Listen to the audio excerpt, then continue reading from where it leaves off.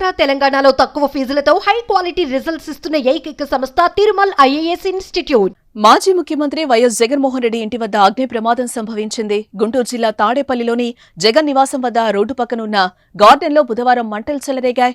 బుధవారం సాయంత్రం ఒక్కసారిగా మంటలు చెలరేగగా వాటిని సెక్యూరిటీ ఆపివేశారు. మళ్లీ రాత్రి 9 గంటల సమయంలో మరోసారి మంటలు చెలరేగాయి. పెద్ద ఎత్తున అగ్ని కీలలు ఎగసిపడ్డాయి. దీంతో అగ్నిమాపక సిబ్బంది జగన్ నివాసం వద్ద ఉన్న సిబ్బంది వెంటనే మంటలను అదుపులోకి తీసుకొచ్చారు.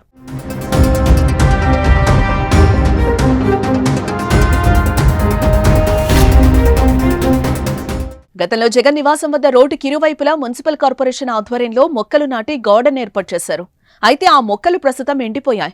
కూటమి ప్రభుత్వం అధికారంలోకి వచ్చిన తర్వాత ఆ మార్గంలో వాహనాలను అనుమతించడంతో జగన్ ఇంటి పరిసరాల్లో ఆకతాయిలు తిరుగుతున్నారని, వారే ఈ ప్రమాదానికి కారణమనే అభిప్రాయం వ్యక్తమవుతోంది. ఒకే రోజు జగన్ నివాసం వద్ద 2 అగ్ని ప్రమాదాలు చోటు చేసుకోవడంతో వైసీపీ నేతలు ఆందోళన వ్యక్తం చేస్తున్నారు. కుట్రపూరితంగా జరిగిందని ఆరోపిస్తున్నారు. మాజీ సీఎం జగన్ నివాసానికి భద్రతా లోపమని కూడా వైసీపీ పోస్టు చేసింది.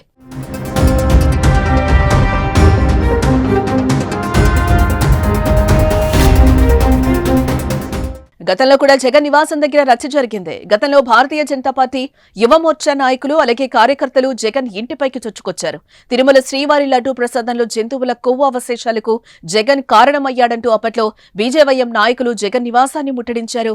జగన్ ఇంట్లోకి చొచ్చుకెళ్లడానికి ప్రయత్నించారు. జగన్ నివాసం, వైఎస్ఆర్సీపీ కేంద్ర కార్యాలయంపైకి చొప్పులు విసిరారు. జగన్ దిష్టిబొమ్మను దహనం చేశారు.